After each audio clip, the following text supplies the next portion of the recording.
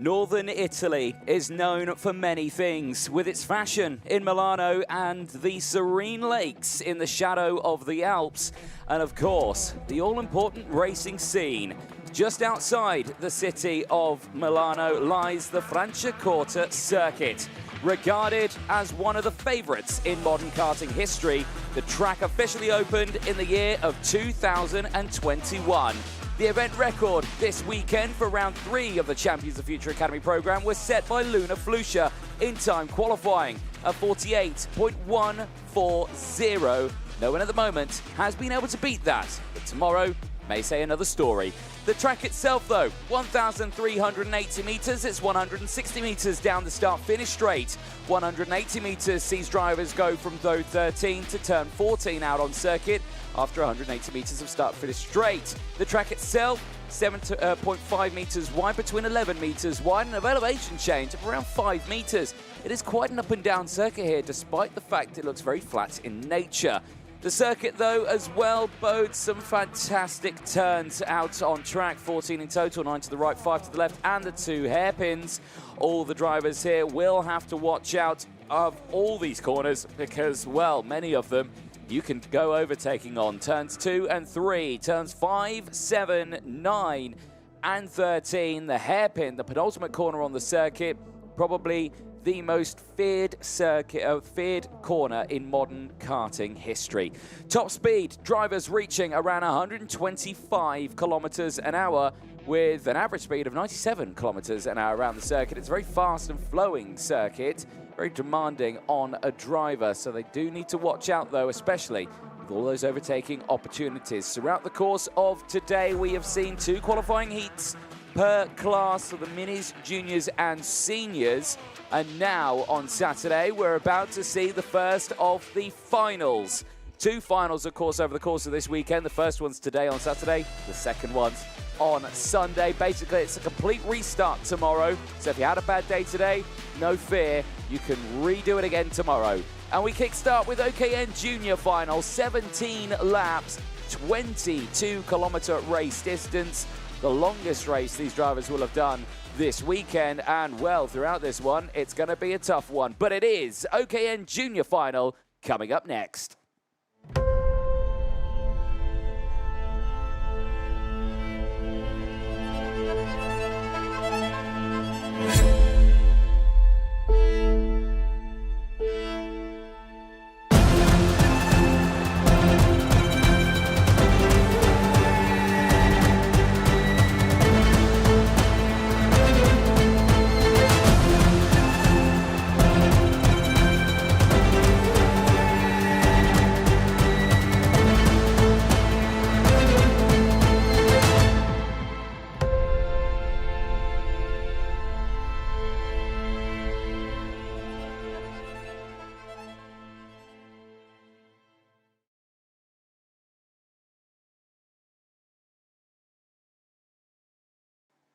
Okay, junior qualifying and final coming up very, very soon. And again, over the course of the qualifying heats, they've been, well, very dramatic indeed. We have seen James Edingnosiadis put it on pole in timed qualifying, and he went on to take 2 qualifying heat wins. But let's go a little bit more in depth about the class itself. OKN Junior, drivers aged between 12 and 14 years old. 36 entries into this one. It's a completely full category. 22 nationalities from all over the globe racing in this one very category. And of course, when the end of this weekend, we head to the Middle East. For the category, though, itself, the Kart Republic chassis, the KR2 being used this weekend, powered by the IAMI engine, the 125cc, 27 horsepower engine that's pushing out quite a bit of revs per minute. The minimum weight, though, 140 kilos, that's kart and driver included. Any gram underneath that, and they will be in a spot of bother with the stewards at the end and the scrutineering team at the end of a race.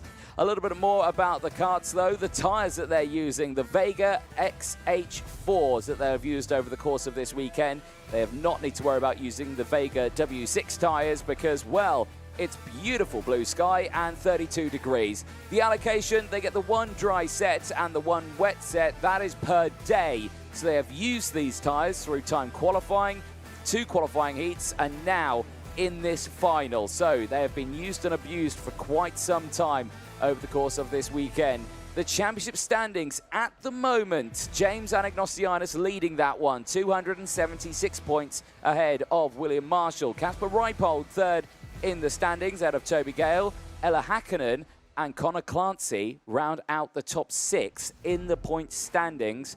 There are many points available for a driver at the end of this one, 50 championship points available at the end of this race, plus that 1 extra championship point if you set the fastest lap of the race in this one.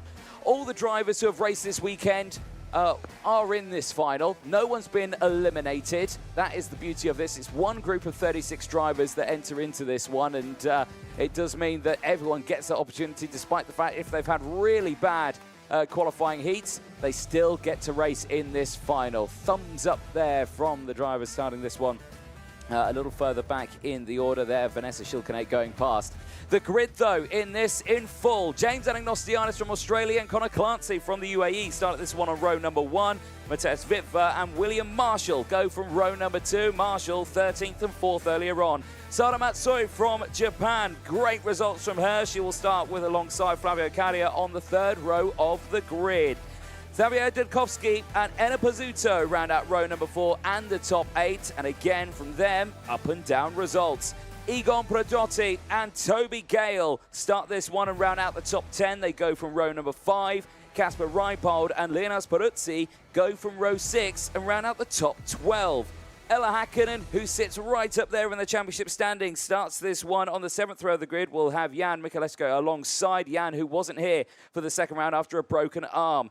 Dinia Islamov and Angelina Simmons round out row number 8. They'll have Oscar Gallin and Amru Adrinson on row number 9. Sevilla Pavaznaya and Michaela Hart round out row 10 in the top 20. Pavaznaya having a very dramatic race earlier on, unfortunately getting caught out under a yellow flag conditions part of the circuit. Row 11 sees Vera Julen and Christian Ebras as well. That's going to be a tight row 11. They'll have Marcel Capella and Zachariah Dole on row 12. Sanjana Dandu will start on row 13. They'll have Emilia Veshemirska starting alongside on the 13th row of the grid. Then you have Victoria Farfus and Nilis Malik going from row 14. Victoria Farfus certainly having a very tough day in those qualifying heats. Isaac Say and Konstantin Paps go from row 15. They round out the top 30. You'll have Sujana Dandu and Karine Kaur on row 16. Vanessa Shilkanate and Clelia Sodu round out row 17. Clelia's first appearance in the championship this weekend. They'll have Kees Aziza and Axel Nocom at the back of the grid. Both of these drivers had really struggled in those qualifying heats. Retirements in both of their qualifying heats earlier on. Sees them right at the back of the grid for this one. There is James Anagnostianis, the Australian, who starts this one on the front row of the grid. Pole position, pole in timed qualifying, 2 qualifying heat wins out of 2, and now starts on pole position for this final. The only thing he can take away is the fact that, well, he's not really had to work too hard at the front there. Don't get me wrong, he's had to work hard, but he's not had to defend, have to battle away with many people. So his tyres should be in a really strong condition out there to really kind of just break away from the rest of the field. There's a look at the current season winners at the moment. And as you can see in the junior category, 4 different final winners. Kasper Reipold and Ella Hakkinen winning a final each at the first round in Cremona. And then in Valencia, James Anagnostianis and Toby Gale taking the win. James Anagnostianis here has the opportunity to be the first double final winner of the season. Like you say, the championship is close. There are around 72 points between Anagnostianis and William Marshall. Marshall, who starts this one P4, starts a little further down. There is Connor Clancy on your screen. Again, Clancy has had some really good results over the course of this season. His qualifying heats, though, over the course of the day, though, qualifying P4, 2 second places in his qualifying heats. So again, good results for him, puts him on the front row. and he's looking to see if he can beat his best final results of the season so far. There you can see very briefly Egon Prodotti, the Italian, who starts this one on the 5th row of the grid. Again, relatively decent results for him as he's tried to push his way up through the field at the moment, and currently sits 7th in the championship. The air temperature, like we mentioned, is 32 degrees, and we've got there missing from the grid Sofia Pavasnaya, who is not taken to the track. So that is a big shame. Sofia Pavasnaya, who was, did have a very shaky heat number 2, getting caught out in yellow flag conditions. Unfortunately, she then retired from that race. Hopefully not due to injury, of course, but we do wish her the best, and hopefully we do see her out tomorrow. Wave of the hand there for the likes of Matthias Witwer, who starts this one on the 2nd row of the grid. Good results today, 2nd in qualifying, 2 third places. Exactly where he wants to be. Takes a nice, refreshing cold drink before he gets himself seated in that kart. Again, probably the best point of action. A look at his race results over the course of this week, this season. Good results there, 8th and 7th earlier on in the season, a DNF, and then good results. But he's in line to get another good result here in this final. Like you say, starts on the 2nd row of the grid. You can see his mechanic there, smiles on face as we get ready to go for this one, as the tyre pressures just get checked out. Starting alongside the Czech driver will be William Marshall, the driver from South Africa, who has had, well, today, an up-and-down result. The first qualifying heat, 13th place. 4th place in the second one, though, so a dramatic difference in his qualifying heats. Bumps him up to this 3rd row of the grid. His results over the course of the season, though, have been excellent. 2 second places, a 3rd, a 12th in his 2nd final at Cremona at the 1st round. But back here in Italy, he starts this one P6. He's in a really strong spot here. There is our race director, Martin Bean, on the gantry, just watching over the drivers, getting ready for this one. There you go, gives waves to me. We're due to get going very, very soon. Now, you can see there, it's currently 3 minutes to 3. This final is due to start at 3 o'clock, so we are 3 minutes away. There, from Japan, Sara Matsui, who's starting this one very strongly on the grid, on the 3rd row of the grid for this one. So again, really looking forward to seeing what she can do from here. There you can see briefly the results from her 9th and 7th earlier on. After not qualifying too well, her qualifying heats have been absolutely superb. The Williams-backed driver certainly showing very strong performance over the course of this weekend so far. There's Denia Islamov just having some few words of encouragement. The driver starting on the 8th row of the grid. He's got some work ahead of him, just ahead of this one. Flavio Caria starting alongside Sara Matsui on the 3rd row of the grid. The driver from Belgium, 4th place. 14th place earlier on, I should say, after qualifying 9th, a 5th place in qualifying heat 2. Certainly a complete change of pace after that first one. So very interested to see how this race could go for Flavio Caria, who, like you say, starts there on that 3rd row of the grid. We'll have the likes of Zavrijev Dudkovsky starting just behind on the 4th row. We'll have Enna Pizzuto for company as well just behind. So again, tense time for all of these drivers as the field is moments away from getting started in this race. Like I say, temperature 32 degrees. It's only climbing as the day goes on, as the 1 minute board goes out. And we are not far from getting this race underway. We've had 2 rounds so far out of 3. This is the 3rd round of the championship, but the 5th final of the season. There are 2 finals per round, and of course after this weekend it'll be the end of the European phase of the season. We then head to the Middle East, to the likes of Dubai, Al-Ain and Al Fassan to round out the season.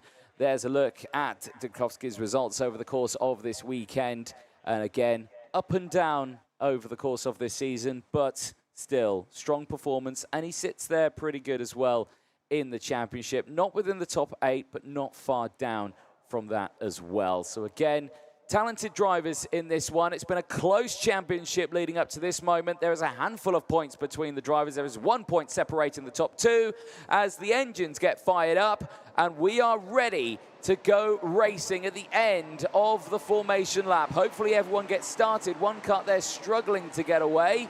I think successfully does so. It looked like it was the 23 that was struggling, which is Angelina Simmons. So hopefully her kart does get going. There is another kart that's slowly going. Who's that that's not going? Well, they're going to have to get pushed off the circuit. Radio message. Okay, for your information, timekeeping. Well, I think, not too sure on that one, but someone clearly not on the track. Now, who's not gone round there? I think that's Vanessa Schilkenate. Now, Vanessa Schilkenate, who has been plagued with that kart not starting today. She missed out on 2 qualifying heat wins. To her benefit, she's got, well, the entire mechanicking paddock of the junior grid right behind her to help her out get that started. But she has been plagued with that kart just not firing up over the course of today. Well, hopefully she can get going in this final. But yeah, that would be, well, a lot of work for the team to do. Well, hey, it has got started. For the first time today, Vanessa Schilkenate will start a race, and she will start this one, well, a little further back. She'll start it on the second row, the second from the back of the row, so 17th row of the grid. But she's got a lot of work ahead of her to try and close up to the back of the grid. But I think she'll get away with that one, so that's worked out quite nicely for her. Drivers then making their way onto the back straight. They're heading towards the red line. From this point onwards, there is no overtaking permitted, and you should be in 2x2 rolling start formation, which, well, that doesn't look too bad at the front there. Looks calm and controlled. There's a look at race control. Head of race control, Joanna Falcao, and joined by Sara Blanco in the race control box. They've got 34 cameras out there, plus many more in the surrounding area from the actual circuit itself, watching the drivers. Drivers make their way into the tram lines. Lights are green. We are racing in the first final this weekend, and it is Anagnostiadis who breaks away well from the pole starting position. Matthias Witwer from the second row manages to squeeze through into second place as Clancy slots into third. Sara Matsui goes defensive from the likes of William Marshall, who tries to get back into fourth place as 2 karts go straight off the circuit. The 43 and the 32 go off the track there. That's not gone well at all. And we'll find out who they are in a moment. And there's another kart off in the barrier. It's Axel Nocom. Axel Nocom again out of this race. He has not finished a race this weekend so far. Today is a day to forget for Axel Nocom. The race continues and confirmation. He's out. He was not able to get that back on track, not able to get it restarted. He's out of this race. Action here, though. Anagnostiadis is under immense pressure from Matthias Witwer, who's right there in second place and trying to close in. Right now, here, he's not managed to get the move done. In the meantime, he does need to be careful, though. Clancy's back up into third place, and he's closed in on these 2 here. He's not dropped back. Marshall's still there in P4. We go on board with Sara Matsui, the number 24, currently sitting in P5 behind William Marshall. You can see there the leading trio just ahead as, through goes Egon Prodrotti, and look at that, the train goes through. That is exactly what we talk about. You get unsettled, you lose one, you can lose several, and just like that, Sara Matsui tumbles down now to P10 on the grid. Not the start she would have wanted, but it's only lap number 2 as we go on. Down the inside, change for the lead. Matthias Witwer leads this final. Out through turn number 4, down in towards turn 5. Look at the start he's got here. Now, can he try and break away from Anagnostiadis? Now, we saw this from Anagnostiadis earlier on. He had the likes of having to battle with Victoria Farfus, but he was able to keep getting those positions back as Victoria Farfus now sets the fastest lap of the race. That's well timed. Thank you for that. She's currently up 11 places in this race into P16. Isaac Say has followed as well, is at 12 places in P17, just behind Victoria. So those 2 drivers battling their way through. Battle for third place here. Clancy and Marshall piling on the pressure to each other. Marshall getting through into P3 now. Clancy down to 4th place. That releases the top 2 now as well. They change once again. Clancy back up to 3rd. That pushes Egon Prodrotti through as well. Pedrotti now up into P5. In fact, I'll scratch that, up to P4, pushing his way along. Marshall down to P5. Reipold there in P6 from Gale. Franciacorta in 8th place. Islamov in 9th. Pizzuto rounds out the top 10. Biggest movers so far in this race, we've already mentioned them. Victoria Farfus and Isaac Say. 11 and 12 places gained apiece. They're in P16 and 17 at the moment, pushing their way through the field. Here, though, at the front, well, Matthias Wipfer breaking away here from the likes of James Anagnostiadis. Now, Wipfer at the moment sits, 13th in the standings. That was before the points that were allocated at the end of the qualifying heats phase, is where he was sitting. He has not yet scored a final win. He scored championship points. Like I say, he's up there with 48 points to his name, maybe more now, of course, after the qualifying heats phase. But he's pushing himself forward in this one, certainly looking very strong. And right now, that gap is up to 0.3 of a second. Back here, though, the battle for third place. Connor Clancy from Pedrotti. Marshall there as well from Gale. Reipold, Carrier, Islamov and Pizzuto still running at the top 10. Dudkovsky in 11th place. Clancy, much tighter turn in there. Runs a little wide on the exit of the corner. That gives Pedrotti a chance to attack here. Sweeps to the outside. Is he going to go for the switchback here and look to the inside? The answer to that is no. Stays there just behind in P4. Certainly piling on the pressure, unfortunately, for Sujana Dandu. That is a warning flag going out to the driver, the number 31, who sits a little further down in the order. And unfortunately, that does come with a mandatory 5-second time penalty. That is undisputable. Action here, though, as again, it's all kicking off. Pedrotti's now having to defend from the likes of the drivers behind. Gale, I think, has got past Marshall. So Toby Gale now up into P6. I think this is the driver that they need to be worried about here, Toby Gale. He didn't have the best qualifying, but his qualifying heats have been good. There you can see him getting on that rear bumper now of William Marshall as he pushed his way through. This is a replay just behind.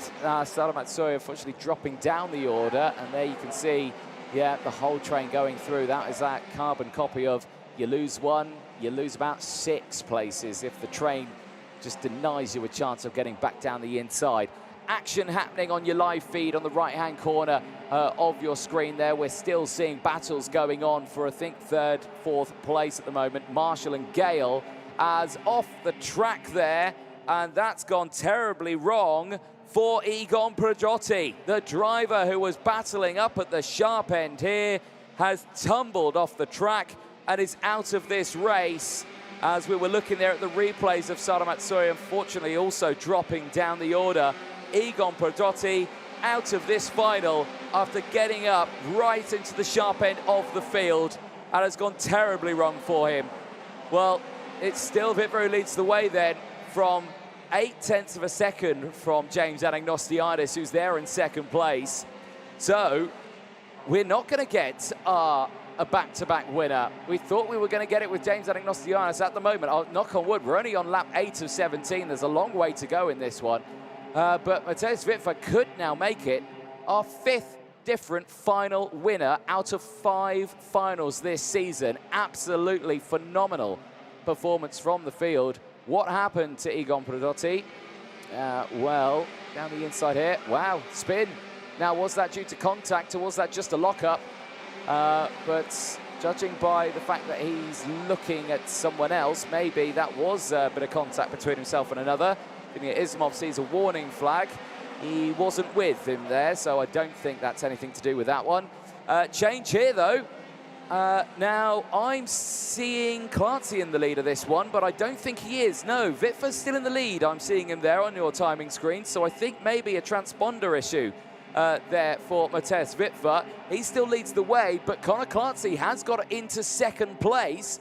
Now, Marshall's got through. Anagnostiadis is down into 4th place now, and Gale's there in 5th place, going wheel to wheel with him. Well, this is absolutely extraordinary, because Gale, who qualified terribly this morning, is now battling in this final with the pole sitter from qualifying this morning. Down the inside he goes, and he gets through. Anagnostiadis right now is fading.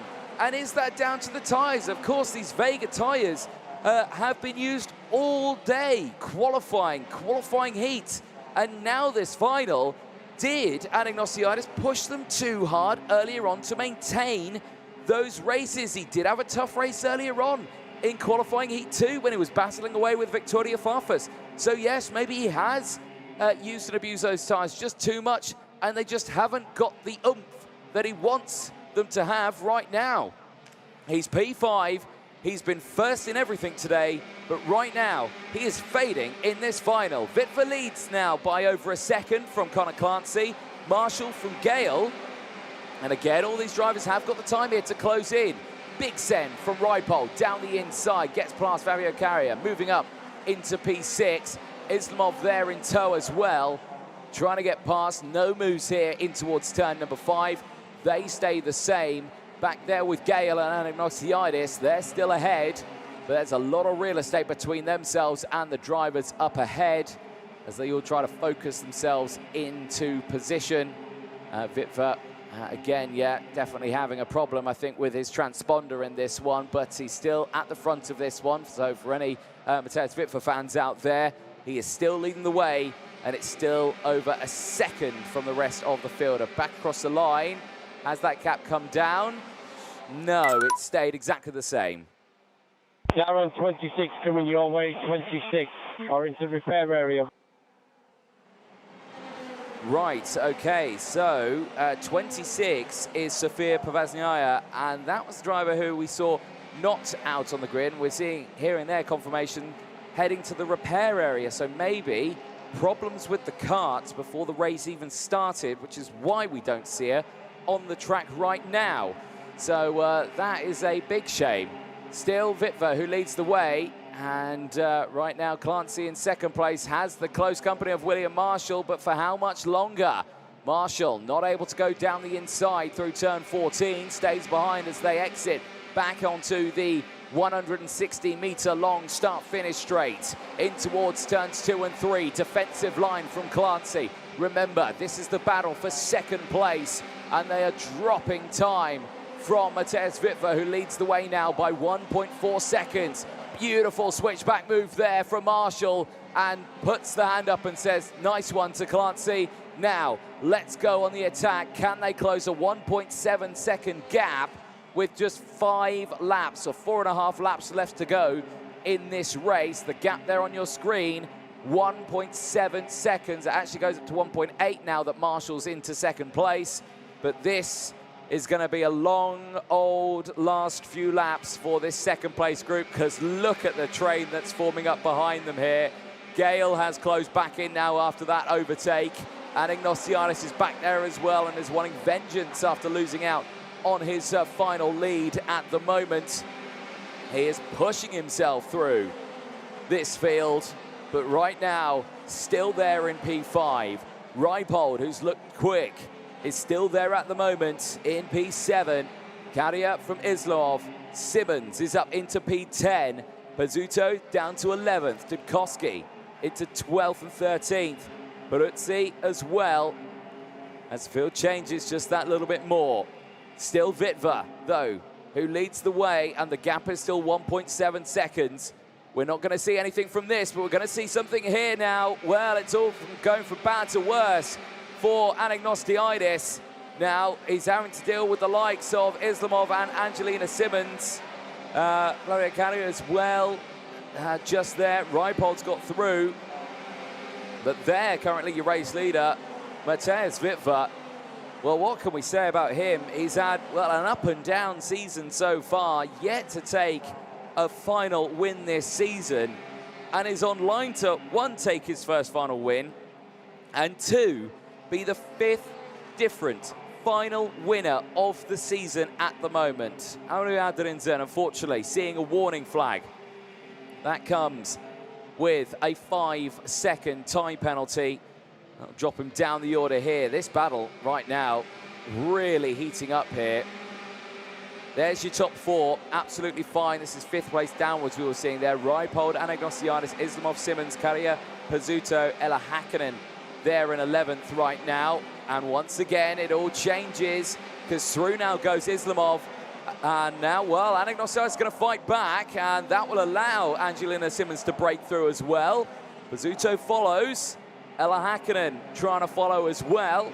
Staying just behind right now, can't find the gap. Remember, Ella Häkkinen, winner of the second final in Cremona, certainly knows how to pedal around these Italian circuits. And right now, looking very strong in this race. She's gained positions, gain of her 2.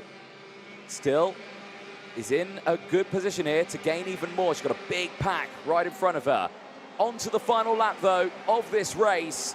And Mathias Wittfer leads the way by 1.2 seconds. Marshall in second place, has closed in a little bit on that last lap, but the gap, I don't think, is enough.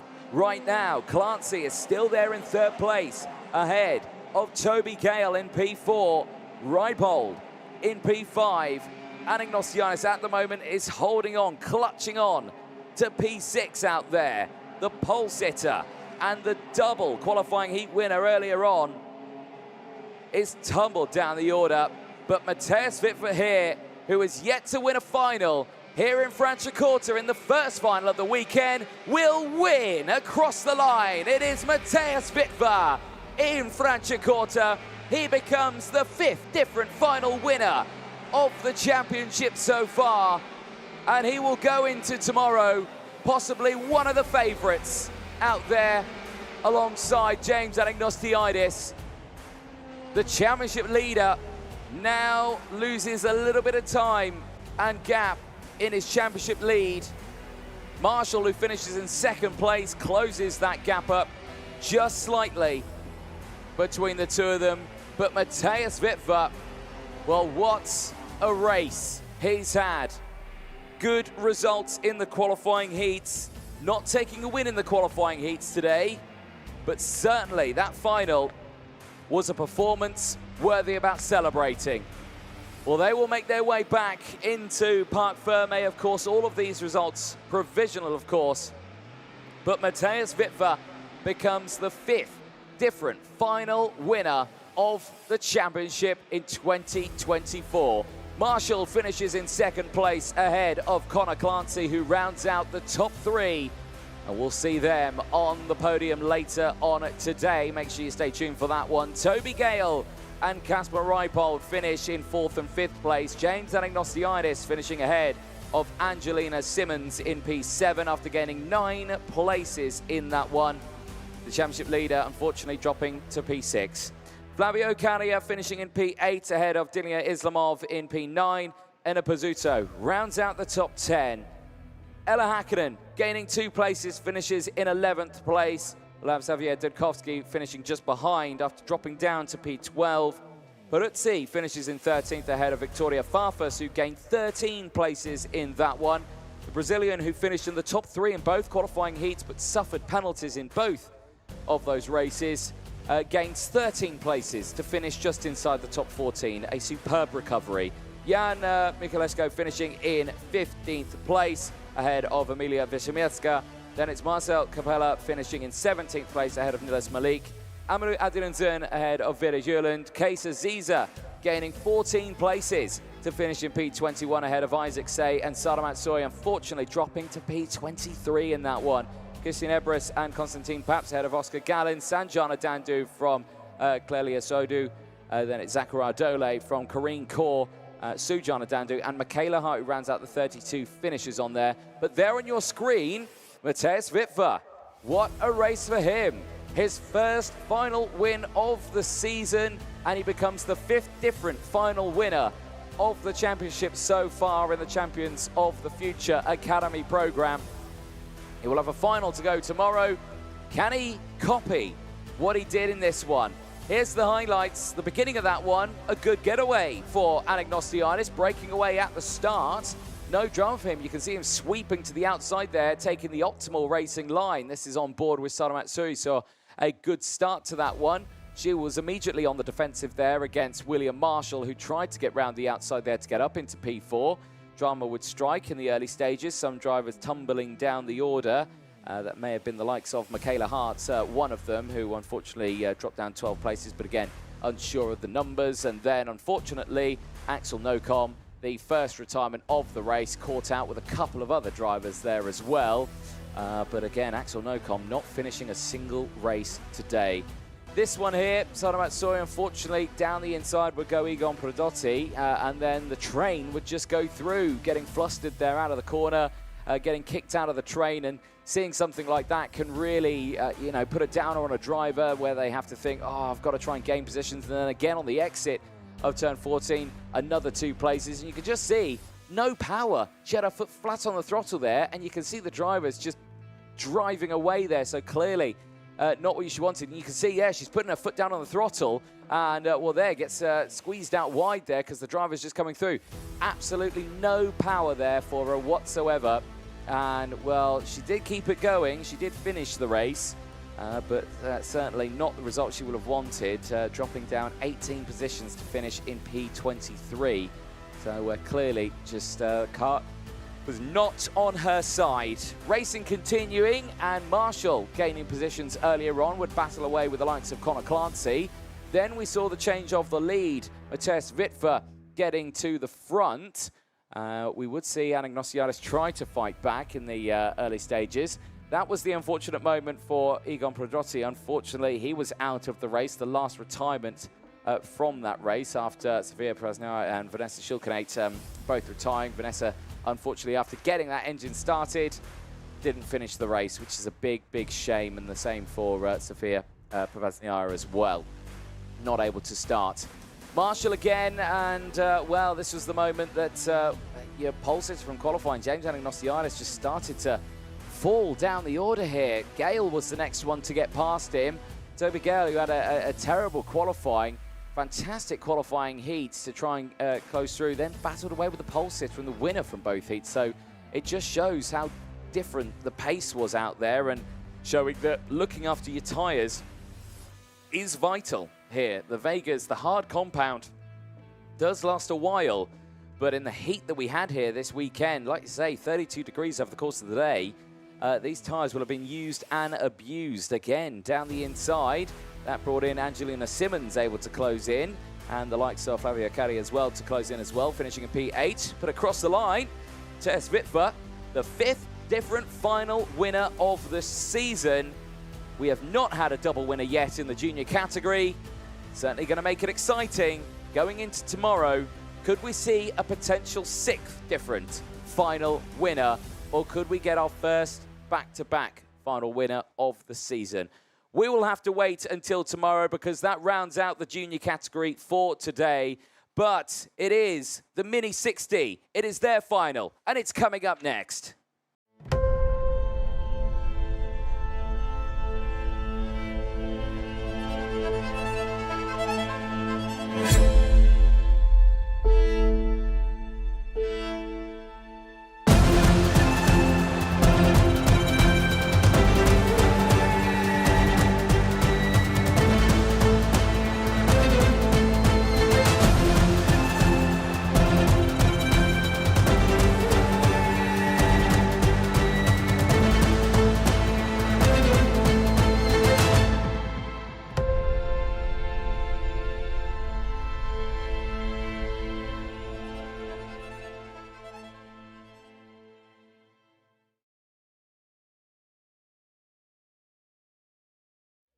Well, Mini 60 final will be taking to the circuit in a few moments' time. The final, the first one of the weekend for the category, and their 5th one of the season so far. 14 laps, 18-kilometer race distance as the field makes their way out onto the circuit. Let's take you through in a little bit more depth of the Mini 60 category. Drivers aged 8 to 12 years of age, 34 entries into this weekend, with 13 different nationalities from around the world. So many drivers wanting to get involved in this category, but only limited space. The Paralympic opportunity is the chassis these drivers will be using, with the power provided by TM engines with the Mini 3, 60cc, 12 brake horsepower, but still a high revving 2-stroke engine to provide these drivers with some excellent racing. 110 kilograms is the minimum weight. That is kart and driver. And again, I always say it, any gram underneath that, and they'll be in a spot of bother with the stewards and the scrutineers, of course. Drivers will be on the Vega M1 tyres in the Mini 60 category. The Vega WM1s will have not been used at all. And again, the tyre allocation is exactly the same. It's the one dry set and the one wet set over the course of the days. But day one here, they've only need to use the dry sets. They'll get a brand new set tomorrow that get used over the course of qualifying heats, and of course this final. We've already seen one driver struggle with his over the course of it. Here's a look at the championship standings currently. Priam Bruno leading it with 278 points, Albert Tam with 236, Maxim Bobrojov with 221, ahead of Lucas Palacio, Alessandro Tuchot and Nicolo Perico, who took double wins earlier on, has now 128 points and is within the top 6 in the championship standings. So it shows that qualifying heat wins certainly do help out your championship fight here, but still a lengthy gap between himself and the rest of the field. Let's take you through the starting lineup then. Nicolo Perico, 2 wins out of 2, starts alongside Maxim Bobrojov on the front row of the grid. Row 2 sees Juan Garciase and Werner Guff, the pole sitter, from qualifying, starting on row number 2. Priam Bruno, who didn't have a good qualifying, now starts this one on the third row of the grid. We'll have Vincente Capella alongside. Augustine Felagoni, who finished 19th in his first race after a penalty, finished 4th in his second, starts on row 4. We'll have Blaže Kostreva starting alongside. Lucas Palacio and Antonio Inanna starting on row number 5. They will have Ji Haofei and Alessandro Tuchot on row number 6 on track. Row 7 sees Sebastian Kurz and Albert Tam. Then they'll have Henry King in his first appearance in the championship and his first appearance in international karting in mainland Europe. He'll have Lorenzo Villeo alongside on row number 8. Lorenzo Zucchetto and Mark Martin Lomatz rounds out row number 9. Lomatz, who had a really good qualifying this time, now starts on the 9th row of the grid. Achilles Peruzzi and Ava Lawrence round out the top 20 on row number 10. Row 11 sees Oscar Hennock and Maddox Mason on row 11. Then it's Oscar Shilo and Jay Kosecki on row 12. Luca Mezzalon and Giovanni Desani Jr. round out row number 13. They'll have Ray Haber and Aaron Mason on row 14. Ari Kallenberg and Sophie Guff round out the top 30 on row 15. They'll have Elias Boulier and Lena Salamanca on row 16. Theodore Constantinou and Jan Gazielik will round out the final row of the field on the 17th row of the grid. 34 drivers in total out on track. And it all falls down again to this first final of the weekend. They have had already 4 finals so far this season, and they've been, well, interesting results again because so many drivers have had good results. But again, it's been up and down. The first round at Cremona certainly was the very interesting one. But this young man here, Nicolo Perico, 13th in time qualifying, but qualifying heats first in both. Absolutely superb day of racing for him, and he starts this one on pole position. It's got a nice clear track in front, and of course those Vega tyres will have been used and abused over the course of that day, though, to gain those 2 first places. There's a look at the 2024 season final winners in the Mini 60 category. Albert Tam and Alessandro Tuchot were the 2 different winners in Cremona. Valencia saw a lockout from Priam Bruno, who took both wins in race 3 and race 4. Today could be a similar story. Like I say, he didn't qualify too well, but his qualifying heats were absolutely superb. The same as this young man here, Maxim Bobrojov, 3rd in qualifying, a 2nd and a P6, secures a front row start for him. And again, really strong performance for him because he stands in a good spot in the championship, 3rd in the championship standings. There's a look at his final results. 2nd place is his best result in a final. Can he change that?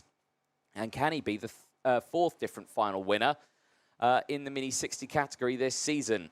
We'll have to wait and see as he now takes a seat in his kart. 2nd row of the grid, Juan Garciase from Mexico, another driver who has performed very well this weekend. A P10 earlier on, P2 in his second, really strong results as the whistle blows.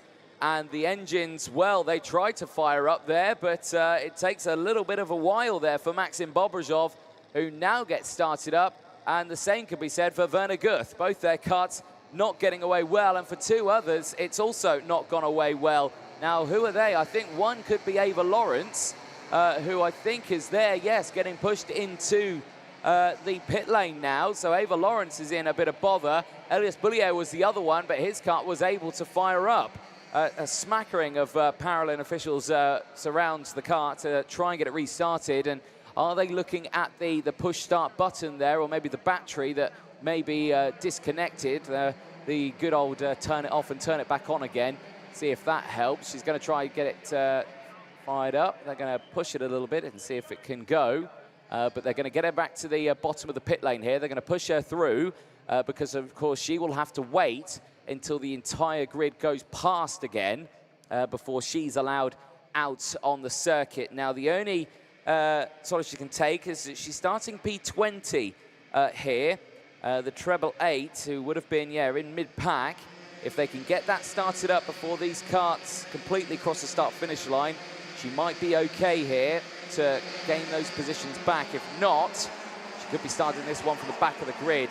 There you can see they're trying to work on it. There's a new battery going in. You can see the cables are disconnected there.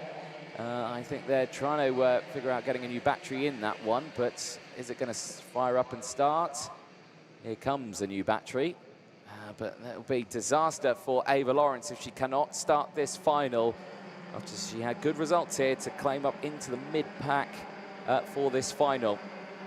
Perico and Bobrozov, though, on the front row, are in a position to really push themselves along here. Back with the drama of Ava Lawrence, as you can see there, getting right in and involved, trying to get that battery connector on. And is it going to go? The field coming round now. They've crossed the red line, so they're going to be starting this race very soon. So she's not going to be able to start in position, but she might be able to start at the back of the grid and work her way through. It's a little bit shaky here. One of the karts not getting the power down. There's a bit of a gap starting to form up between the two of them. We are not formed up at all going into the final corner. Back of the grid is round, and I think, we're going round again. So the only person that benefits right now is Ava Lawrence, who I'm sure is still in the repair area right now, trying to get that kart started. There, Martin Bean, your race director, who had just seen, trying to get it restarted. Well, there she is. She's out of the kart. Ava Lawrence, is she out of this race? The kart being unceremoniously just pushed out of the way, and have they said, no, it's just not going to work? Well, that is a disaster for Ava Lawrence. She is one of the 3 Discover Your Drive Initiative drivers who unfortunately will not be taking part in this final through no fault of her own. Well, that is a disaster, but the race must go on, and it is about to go on here, because into the red line they go, past that one. Pasquale Lupoli there just indicating to the field, keep it steady, keep it slow, but stay bunched up as well. You can see there drivers who are not bunched up and are opening up a gap. You've got this huge gap between the top 8 and then 9th place downwards.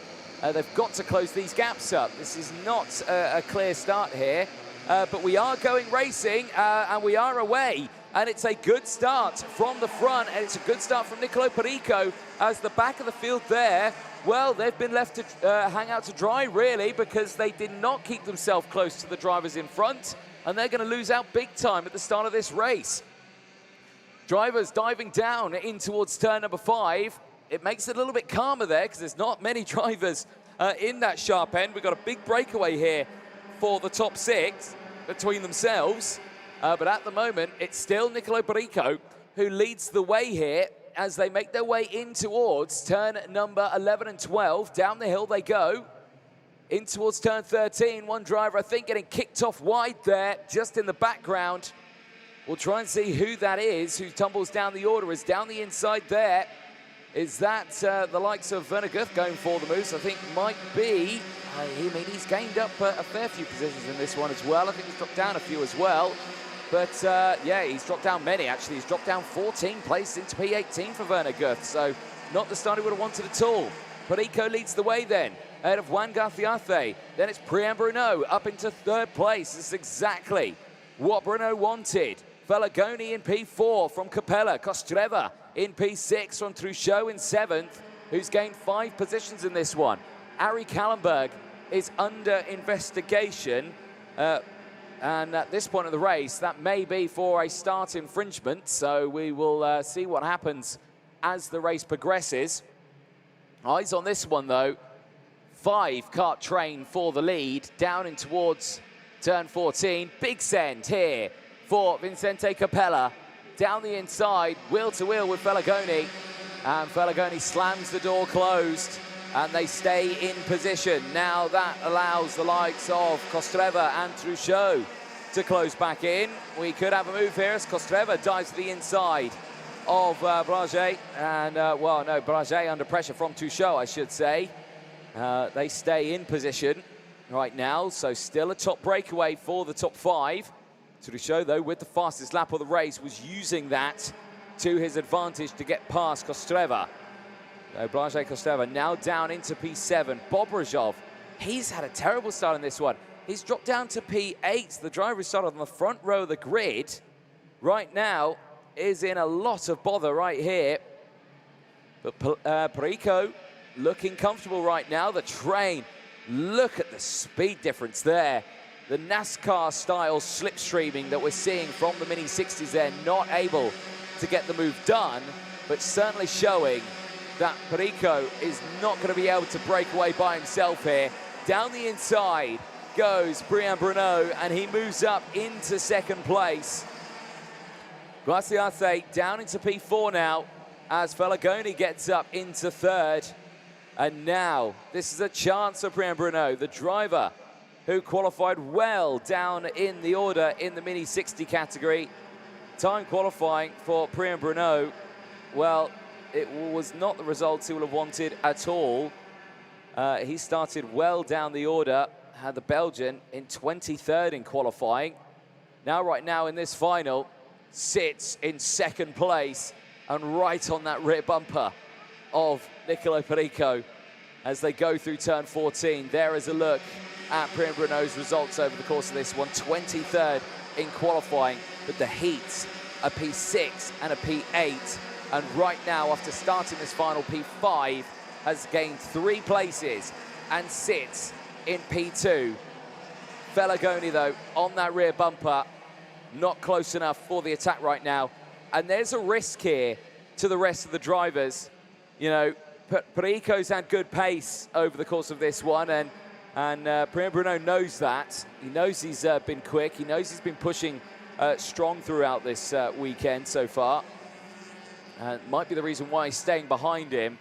Maybe learning what he's doing here, because he knows he's had really good pace, and maybe thinking that we could break away here from the rest of the pack. But it looks like he was trying to force the move there. Felagoni, who's right on his rear bumper, is pushing himself forward, certainly making it very interesting for him. Alessandro Truchot, though, again is going to see a warning flag. He's going to cross the line in P4, as we're going to see the first change of the lead. Down the inside goes Priam Bruno, and he takes the race lead on lap number 6. Here comes Truchot down the inside. He's just seen a warning flag, which comes with a 5-second in-race time penalty. He sets the fastest lap of the race in response, and he gains up into P3 now as well. So he is trying to push away. If he can get into the lead and break away, or if he can get involved in the pack in front, but that's going to get taken away. Felagoni is going to instantly fight back, and he's get back up into P3. Well, back onto the back straight they go, and right here, it's going to be interesting. Bruno leads the way. Perico in second place has not dropped off the back. A retirement on your screen, and that looked like to be Albert Tam's kart.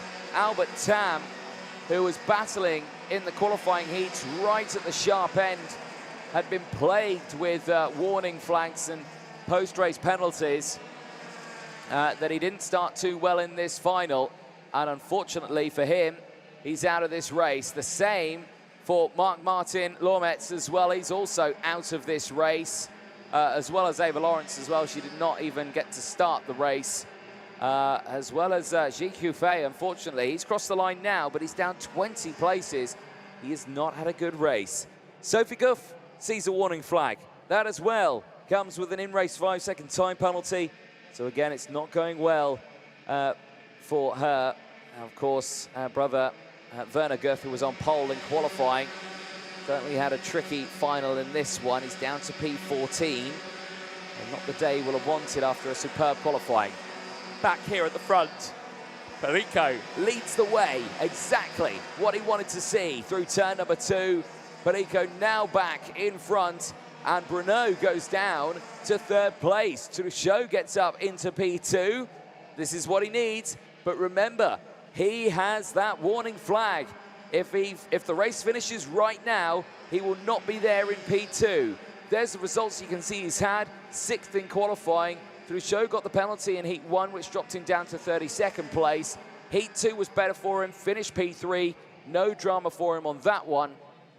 But right now in this final, he needs to break away. And right now, he's doing just that as Feligoni gets past Brian Bruno. And Feligoni now up into P3. Across the line they go. We go on to lap 9 of 14. It is Perico from Truchot, Feligoni from Bruno, Capella, Garfiafe, Kostreva from Bobrajov. Then it's Iani, Palacio, Zucchetto from Kers, Kostecki in 13th, Werner Goff in 14th place ahead of Achilles Peruzzi, who rounds out the top 15 on circuit. With Bruno leading the way in the points at the moment still with 312. You have to look at second in the championship, Maxim Bobrajov. Now, despite the fact that Bobrajov is 8th in this race, he has bumped himself up to second in the championship standings, passing Albert Tam, but at the moment is struggling out there right now. A little further down in the field and out of this race, of course. So he's got to really think about his day tomorrow, does Albert Tam, because today has been one to forget. Back here, though, at the front, Perico still leads from Alessandro Truchot. But look at this. Feligoni is closing in. The battle for the lead is on, and it contains 3 drivers. 2 Italians and 1 Frenchman as they go through into the top section of the circuit. This is the highest point of the track. It's all downhill from here until turn 13. And the climb back uphill in towards the final hairpin on the circuit. We're still not seeing an attack here. A check over the shoulder for Alessandro Truchot may change his attitude between that.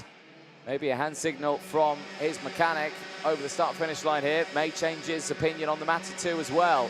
Across the line they go. Perico, Truchot and Feligoni are now 1 gap, and yes, it does. The lead change happens. Down the inside, Alessandro Truchot leads the way, but the warning flag, the 5-second time penalty, looms over the shoulders of the driver in the lead here. He needs to try and break away right now. A 5-second time penalty added on would drop him all the way down to P13 on track. Down the inside goes Feligoni, and Perico drops to P3. As they enter Sector 3 and turn 13, it starts to open up, it starts to fan out just that little bit more. Again, it won't help out Truchot. He will still drop down to now 11th place, so he's gained 1 or 2 more. But all he needs to do now is continue setting those fastest lap after fastest lap. But that's going to be difficult to do now because the slipstream effect, the 2 behind, Feligoni and Perico, have got that slipstream, have got the toe, have got that advantage down the start-finish straight as they reach the fastest part of the circuit in towards turn 2. Still eyes on this one here. I'd say what, Brian Bruno's closed back in as well. Zente Capella as well. They're there 4th and 5th place. It's becoming a 5-car battle for the lead here as we're on lap 12 of 14. We are nearing the end of this race, and right now, it is drama between these two. Truchot leads the way as a change for third place. Bruno down the inside, but look at this. Capella might gain 2 for 1. He might gain none. He slots back, and he stays there, but Perico drops to P4 as he sweeps to the outside now. As they try to change for the lead, Felagoni is trying to go for it. He stays there, though. Looks to the outside here. Defensive will go Truchot. Watch the switchback. Wheel to wheel between the two of them. Truchot's going to have to concede the spot. And the driver, with the in-race 5-second time penalty, drops down to second. And again, he's still in that danger zone. Remember, every position they change here, the time that they lose, it benefits the drivers behind. They will all get past. At the end of this race, 5 seconds now would drop Truchot down to, well, about 15th place now after that overtake. Again, the gap's closing. You can see the train coming in behind. We're going on to the final lap of this race. And, well, Truchot sweeps to the outside. He's going to fight back, though, pushing his way through. Felagoni's going to slam the door closed. Confirmation on my screen. I can confirm 814 with a penalty, but down the inside, he goes for the race lead, and he moves forward into P1 here now. But again, that closes the drivers in behind, and it doesn't help out Truchot at all in this one. He may lead the way, but with that penalty, he will tumble down the order. In towards turn 13, he leads the way going into the hairpin. He's going to check over the shoulder. He's going to defend here all the way. Felagoni will look to the inside, Bruno to the outside. If Bruno can get up into second place, which he does, he will win this race. And he does get up into second place. It's a photo finish to the line. Well, Truchot celebrates across the line. I don't think he's aware that he's got that 5-second time penalty. Oh, that is a big shame. So Truchot wins on track. But it's Priyan Bruno who will take the win and will be a third. Well, it will be the third and final winner, but he's now the only driver to win 3 out of 5 finals this season. Of course, everything I say right now is provisional. It is all speculation, but I have here on my screen in front of me, warning flag for the 814 of Alessandro Truchot. And with that comes a 5-second time penalty, and 5 seconds would jump him all the way down to P15 at the end of that race. He'll come in celebrating, but I'm sure he'll be told at the end of that one. So it is Priyan Bruno who takes the win, unofficially of course, ahead of Augustin Felagoni. Juan Garciase takes third, officially on paper, but Truchot there on track takes the win from Priyan Bruno. Augustin Felagoni finishing in third.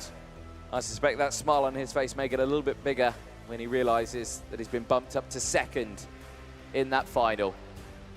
Well, a superb run for the Mini 60s. We will see them out again tomorrow. We'll go over the full classifications in a few moments' time. But in the championship standings, well, that helps out Priyan Bruno just that little bit more. Again, another bout of points pushes him up. I think he's been made aware now. Alessandro Truchot, well, he's going to continue to celebrate with others. But that 5-second time penalty, yeah, unfortunately will tumble him down the order. But a win on track certainly is a sign for tomorrow, maybe, whether or not he can come away with a strong performance. But that will promote then Priyan Bruno to the top spot. And of course, 3 final wins out of 3. I'm not sure if he knows yet. I don't know if anyone's told him. But if he has been told, he's taking it very well. But right now, he can just hold on to that one. Let's have a look at the highlights from that. Not the cleanest start. You can see the field at the back there, not formed up at all. that allowed the front to really break away. And initially at the start of that one, Perico able to break away from the rest. Had a really strong start there. Didn't have to worry too much about the rest. Felagoni gaining the good places. Vincente Capella as well. Gaining good place at the start of that one. Race would go on. Juan Garcia, unfortunately, dropping back in the order. The same for Maxim Bobrikov.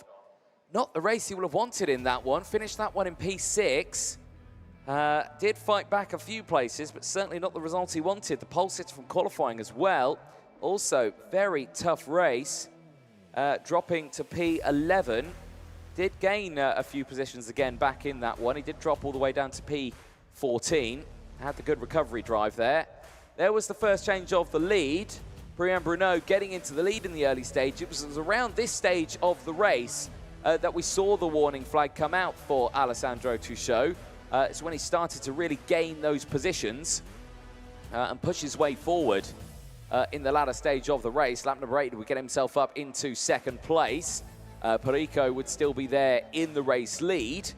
Brian Bruno as well would be under pressure. He would have the confirmation there, Felagoni saying to him, you know, come on, let's go, let's fight, let's close in. They did manage to do so, but then Felagoni started to go defensive just that little bit more, was able to close in. Bruno dropped back, and we thought, oh, that was all over for Bruno. That was the lead change as well, as Truchot got into the race lead past Nicolo Perico. And for Perico, he would tumble down to P5. Not the result he would have wanted, but still a strong performance onto lap 11. And again, just chopping and changing between these top three. It allowed the drivers behind to close in. Crucially though, Brian Bruno, the winner from Valencia in both finals and championship leader, who was caught out in that second battle just behind, really had to think, what we're going to do at this stage. Look at the gap there is between us and the two ahead. It was only when they started battling here, it really allowed them to close in. This was their sort of savings grace here. Felagoni down the inside of Truchot on lap 13. Would later then lose out on the lead on the final lap. Truchot would get back down the inside through turn 5. Would reclaim the lead, would cross along the line. Clearly had not noticed he'd received the warning flag, which is so unfortunate for him. But it would be Brian Bruno who would take the win on paper and, of course, unofficially. But on track, Alessandro Truchot takes the win ahead of Brian Bruno and Augustin Felagoni. But, of course, on paper, that will change. Well, one more final left to go. The seniors coming up very, very soon. But it's all going to be down to this last one. Will it be Luna Flusha? Let's find out.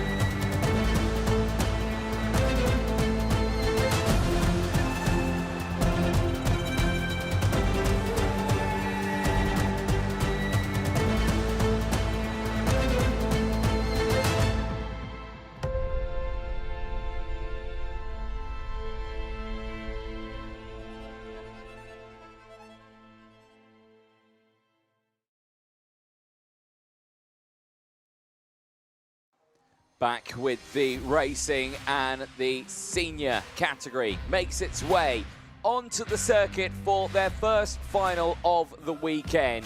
It is the OKN Senior 20 laps, the longest race of the weekend, 26-kilometer race distance. And again, so far this weekend, it has been dominated by the Spaniard Luna Flusha. Pole position in time qualifying and 2 qualifying heat wins. She is the driver to beat in this one, but that is a long old race ahead of this incredibly packed and talented field of senior drivers. They've been plagued with dramatic races over the course of the day. The qualifying heats earlier on did see a red flag unfortunately, Hamza Al-Fayez will not be taking part in this final. Unfortunately, he has gone to the hospital, and if Hamza Al-Fayez is watching in the hospital, we do wish him a speedy recovery, and we do hope that he is back racing tomorrow. He has just gone for a checkup. But the class itself, the OKN Senior, drivers aged 14 to 18 years of age, 34 entries into the category, 18 different nationalities joining us from around the world in this category. It's going to make it a very tight final in this one. Still don't know who could take the win. The chassis, the Kart Republic KR2, the power unit, the IAMI 125, 35 brake horsepower. It's exactly the same engine as the Junior. It's just you take the restrictor out and away you go. You've got a Senior. The cost effectiveness of the OKN engine. But the minimum weight, though, has been increased. 150 kilograms. Any gram underneath that, you're in trouble. The track, though, and the tyres that they've used this weekend, the Vega, the XM4s, the medium compound, slightly softer than what the juniors have used. So, again, that puts into perspective. We saw what happened to the pole sitter in the juniors with him dropping down because he'd used those tyres too much. Could we see the same in this final? We don't know. We'll have to wait and see. But again, the allocation, they get the one set throughout the day and the one set throughout tomorrow as well. Luna Flusha, though, leads the championship, and by some way. 297 points ahead of Felipe Caras. Marcus Shilkunas, now third in the standings, has Hugo Heron for company. Gazi Motlaka, fifth, ahead of Jean Caras, sixth in the championship standings. Pip Casabene and Maximum Rafalik round out the next two positions in the championship. But certainly, Luna Flusha is in a position now. Can she make it 4 out of 5 final heat wins over the course of this season? She won both races in Cremona. She won 1 of 2 in Valencia, losing out to the likes of Marcus Shilkunas. But here, though, the grid. Luna Flusha and Hugo Heron will start on row number 1. Wojciech Woda and George Nassar will round out row number 2. Jean Caras and Sebastian Korpeng will round out row number 3. So clearly, a penalty has gone to one of the Caras brothers. Austin Gale and Ella Latamea round out row number 4. What can they do from the top 8 positions? Pip Casabene and Marcus Shilkunas, the only other final winner so far this season, starts on the 5th row of the grid. Pip Casabene and, well, yeah, Marcus Shilkunas on that row. Gazi Motlaka and Felipe Caras go from row 6. They'll have Jakub Mikalev and Charles Lambert on row number 7. Row 8 sees Elizaveta Kozlova and Bernardo Bernaldi rounding out the top 16 on circuits. Then on row number 9, you have Sofia Sanfari and Franciszek Strzeleski on that row. Row 10 and the top 20 sees Casper Bonda and Alessandro Biggie rounding out the top 20. Then you have Charles Troxler and Truly Adams from the USA on row 11. Yana Kapoor and Adam Sador go from row 12. They'll have Peyton Westcott and Isaac de Melwyk on row 13. Anastasia Genesis and Gianna Pascal round out row number 14. Further down the field, they round out the top 28 on the circuit. They've got a bit of work ahead of them at the end of this race. Maximilian Rafalik and Raheem Alabai round out row 15 and the top 30. Alabai's first appearance in the championship this weekend. We'll have Romeo Nassar and Hamza Al-Fayez, who I don't believe will be out on track on the 16th row of the grid. Prix Trevino and Charlotte Page will round out the 17th row of the grid, all the way at the back of the field. Again, those drivers having a challenging weekend of racing so far. But again, the benefit of the Championship of the Future Academy program is that today is just one day. Tomorrow is a brand new day. You can forget what happened over the course of today, and tomorrow, if you qualified last today, but you qualified first tomorrow, you're on pole for those qualifying heats. Confirmation.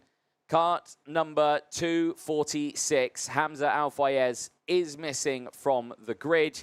I did hear reports that he had popped to the hospital earlier on. He was involved in the red flag incident in the first qualifying heat of the day. I think generally he was okay. He's gone for a checkup on his shoulder, but clearly not the race he will have wanted. Whistle blows and the engines fire up. The final is nearly upon us here for the field. Remember, Luna Flusha is going to be, well, in a really strong position here if she wins this final. She's won 4 out of the 5 finals so far this season, has only lost out on 1, and in that one, she did finish P2. Someone diving into the pit lane there. I saw it was a 2-4 who's not crossed along the line. I think that is the 243. It is Raheem Alabai, the American, in his first appearance in the championship, is pushing his kart down the pit lane and, well, is trailed by, a sea of mechanics. And Darren Clark, who I thought in my life I would never see running, he is indeed running. And, well, he's going to try and pull him over into the repair area. But there you can see the Kart Republic mechanics coming to the aid there to try and get it started. Now they're fiddling around with something along the lines there of the accelerator pedal. I'm not too sure what that was they were attaching to the kart, but looks like it's all good. And looks like he could still be in this race. They try and fire it up. They do fire it up, and he heads out onto the circuit. So a little bit of a scare there for Raheem Alabai. The only good thing about that, he is starting on the 30th spot of the grid. And, well, the whole pack is just ahead of him here. So I think he'll be able to get into position pretty quickly. And he will start from his original starting spot, which is, well, for him, very good to hear. Rest of the field then making their way to the top of the circuit now. Temperature still 32 degrees. This is the last race of the day. There is a look at your final winners so far in the 2024 season. Like we were saying, Luna Flusha has won 3 out of the 4 finals. The only other driver, Marcus Shilkunas, who won the second final in Valencia. Are we going to have a third different final winner in this one? Or are we going to see another dominant performance from Luna Flusha? We didn't get to see that from James Anagnosiadis earlier on.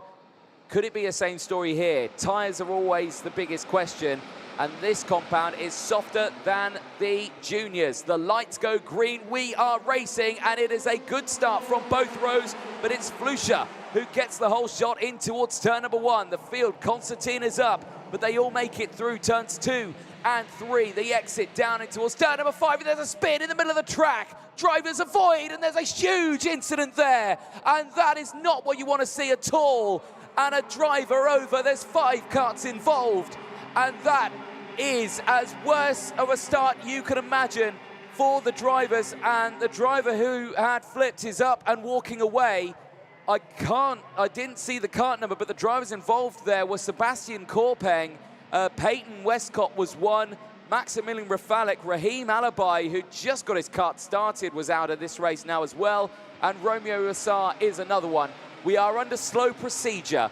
The race has been neutralized, but my goodness, what was the kart there that had retired? Right, well, we've gone red flag now at the very last moment there, so the drivers have all stopped on the start-finish line.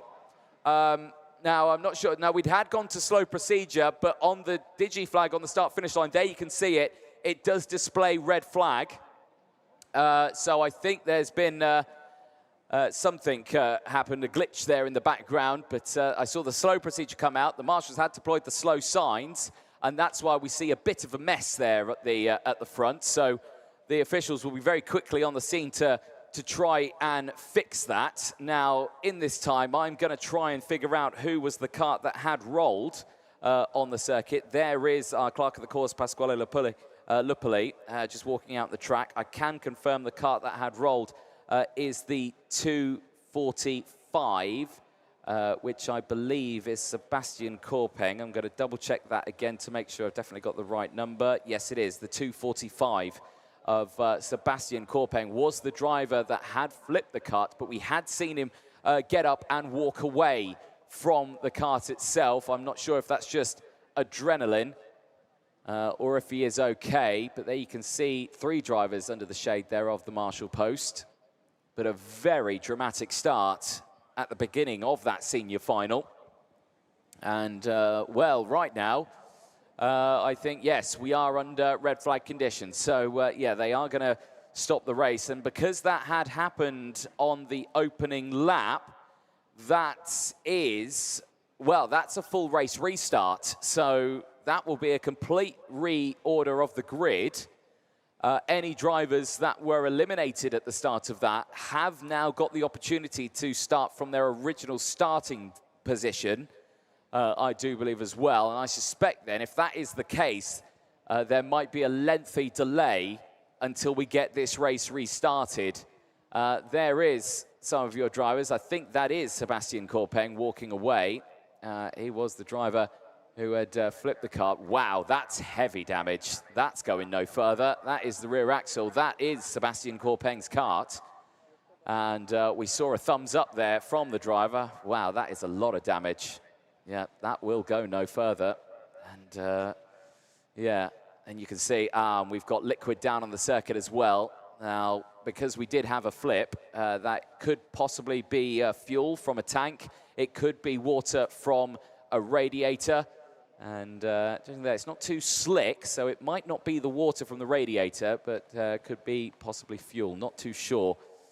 But certainly there is going to be a lengthy cleanup operation here. Here you can see race director Martin Bean chatting with the clerk of the course, Pasquale Lupoli. And I'm sure that would be a conversation you'd certainly want to be involved in. But let's have a look at that again. Now we can see that all the drivers are okay. There's the initial contact, and you can see their round would go Courpeng. And just as drivers behind, unsighted, would sweep to the outside, and unfortunately not being able to see. And oh my goodness me, that is such a heavy hit. That is such a heavy hit. Not what you want to see at all. Oh, the onboard camera saw it there. Okay, so it wasn't Courpeng that had rolled the kart. So he got hit, and wow, that shows you the violence. It was the 243. It was the 243 that had rolled over, and that is Raheem Alabai. But you could see he was up and out of the kart and walking away. So that is good to see. But Raheem Alabai certainly not the start of his weekend he will have wanted. Of course, this is his first appearance in the championship, and well, yeah, not what you want to see at all. Well, the drivers are all gathered. Race director Martin Bean now is just going over what's going to happen. Now, as far as my knowledge of regulations in the world of karting, if the race goes over lap 2, it starts from there. But if it happens on the opening lap, which technically it did, I think it's a full race restart from the word go. Everyone goes back to their original starting positions for that final. But again, don't quote me on that. I'm going to see if I can try to get the regulations up in the commentary box here to just have a brief look at that one. But certainly, this is a shaky start. You can see some drivers have even taken off their race suits right now. A helmet's going into the seats. So I suspect this is going to be, well, quite some time before we get this final underway. Was Luna Flusha leading the way at the start of that one? She had, well, she had the best start she could imagine. Had broken away from the rest of the field. Had no drama from behind. But we'll try and get an update on this one, see what's going to happen. We're going to take a short break. Don't go anywhere. We'll be back, hopefully, in a few moments' time for the last race of the day.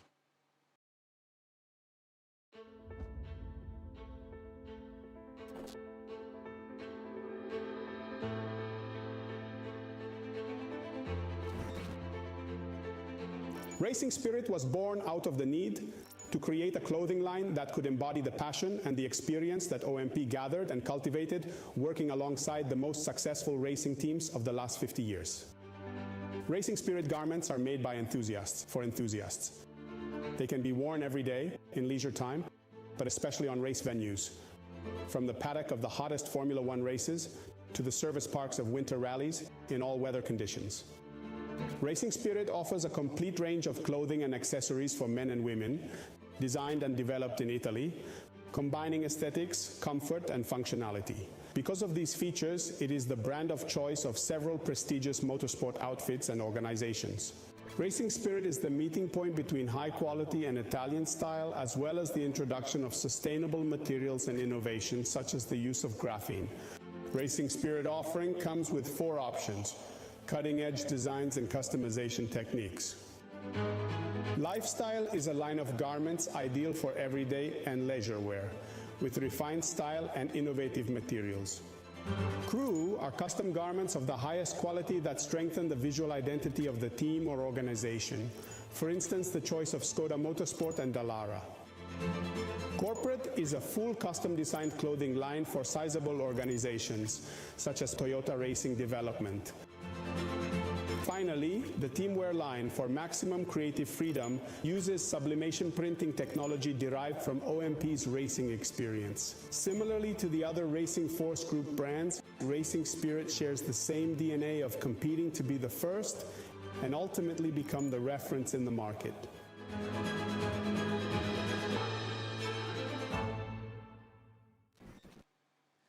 Well, welcome back, ladies and gentlemen. If you are just joining us, welcome to the Champions of the Future Academy Programme Round 3, live here from Northern Italy at the Franciacorta Kart Circuit. Right now, we are under red flag conditions. The final for the senior category has been halted. There you can see karts strewn all over the circuit, and now karts are being pulled back to their original start. So this incident that has caused the red flag did come out on the opening lap, which does involve meaning a full restart of the race. So there's going to be a lengthy delay until that gets underway because, well, one, there's a lot of damage to other karts, which now do have an opportunity to get that sorted out and fixed and do it, because it is a full race restart. The race never happened effectively. It's going back to square one. So, again, all those drivers who were eliminated at the start of that one might have a chance to really push themselves up and have another attempt. But there's been heavy damage to a fair few drivers out on circuit. And, well, it all started a little bit further down the order, with drivers certainly getting caught out just a little bit. And one of the drivers was actually the driver who started on the third row of the grid.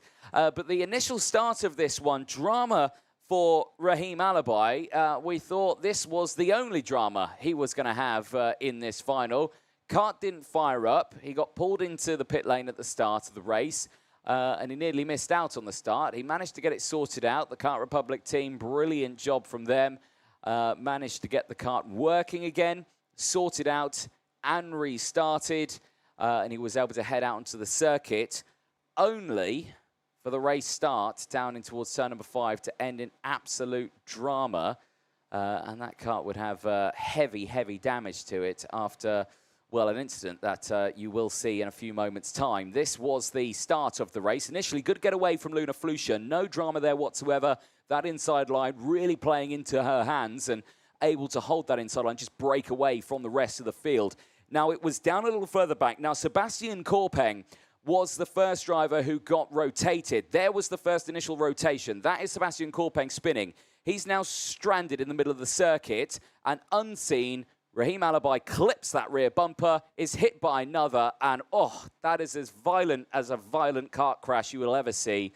This onboard shot here from Sebastian Korpeng really shows the ferocity of the impact. The first initial impact there rips the NASA panel in half. And then while he's here, the second impact. Wait for it. Bang. That there. Oh, absolutely terrible. You never like to see it. And amazingly, everyone on their feet. There you can see Rahim Alabai walking away on his own. Not sure if that's just adrenaline or is able to walk away. I can see that he's walked away from the marshal post and everything like that. So I believe he is okay. But Sebastian Korpeng as well, also a heavy hit. More drivers as well got involved in another incident just behind them. They were slightly overshadowed a little bit there. Again, a fair few more involved in that one. But as you can imagine, because that incident has happened on the opening lap, it's effectively that first final never even happened. That first lap doesn't exist anymore. It's a complete restart. Drivers will be able to repair karts, sort out any damage, get everything sorted, working it. The only thing that you can take away from that one is that, well, the tyres will have been used a little bit more. There you can see another NASA panel coming in. I suspect that's for Sebastian Korpeng's kart, because his got ripped in half at the moment in that one. So, again, it just shows that this gives the drivers a second chance here. There you can see in the middle of your screen one of the officials in the white shirts, Darren Clark. He's part of the scrutineering team, the technical team here. He's watching over what's happening there. Lots is going to be happening. The race will be coming up very, very soon, I'm sure. We are going to take another short break, but do not go anywhere. Hopefully this OKN Senior Final will be coming out very, very soon. In a world where speed reigns supreme and the race never ends, there exists a breeding ground for the champions of the future. Every turn, every lap, every challenge is a testament to the skill, determination and raw talent of these young racers. They come from all corners of the globe, united by a singular passion to conquer the track and emerge victorious. This is the Champions of the Future Academy program.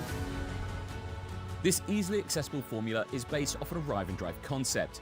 The championship aims to be as open for as many people from around the world, with the 6-round championship being split across Europe, visiting Italy and Spain, and then a flight around the world to visit the Middle East, visiting Dubai, Al Ain and Al Fassan for the minis, juniors and seniors.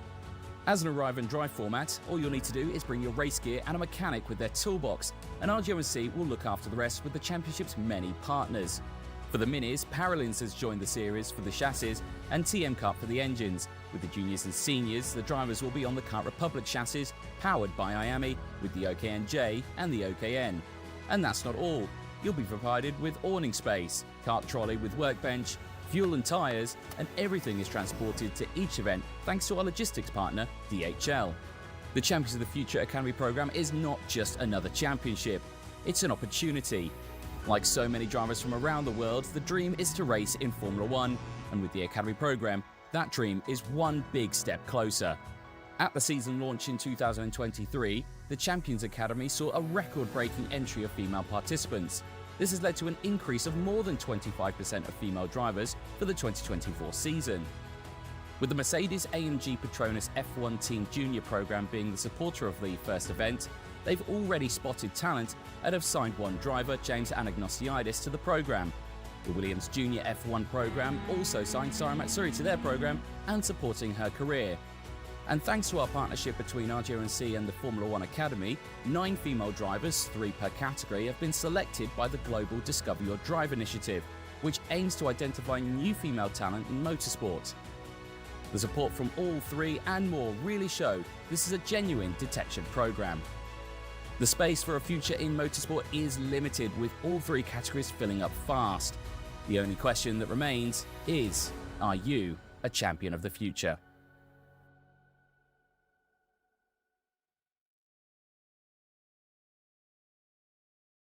Well, welcome back, ladies and gentlemen. We are still under red flag conditions here at the moment in Franciacorta for the last final of the day on Saturday for the Champions of the Future Academy program.